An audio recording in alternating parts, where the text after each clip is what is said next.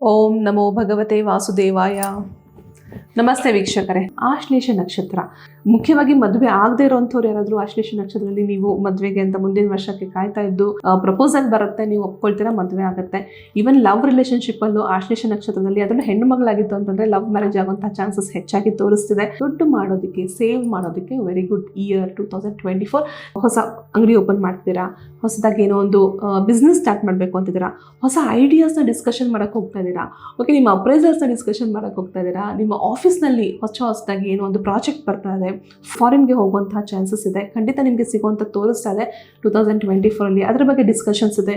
ಇಂಥ ದಿನಗಳನ್ನ ನೀವು ಚೂಸ್ ಮಾಡಿ. ವೆನ್ಸ್ಡೇ, ಸ್ಯಾಟರ್ಡೆ ನಿಮ್ಮ ಲಕ್ಕಿ ಡೇಸ್ ಫಾರ್ 2024. ಏನೋ ಒಂದು ಹೊಸ ಕಾರ್ಯಕ್ರಮಗಳಿಗೆ ನೀವು ಆಚೆ ಹೋಗ್ತಾ ಇದ್ದೀರಾ, ಮನೆಯಿಂದ ಹೊರಗಡೆ ಹೋಗುವಾಗ ಹಾಲಿನ ಜೊತೆಗೆ ಒಂದು ಚಿಟಿಕೆ ಅರಿಶಿನ ಬೆರೆಸಿ ಆ 1 ಸ್ಪೂನ್ ಹಾಲನ್ನು ನೀವು ಸೇವನೆ ಮಾಡಿ ನೀವು ಹೋಗಿ ಆಚೆ ಕಡೆ, ಎಲ್ಲ ಕೆಲಸ ಕಾರ್ಯಗಳು ಸಕ್ಸಸ್ ಆಗುತ್ತೆ.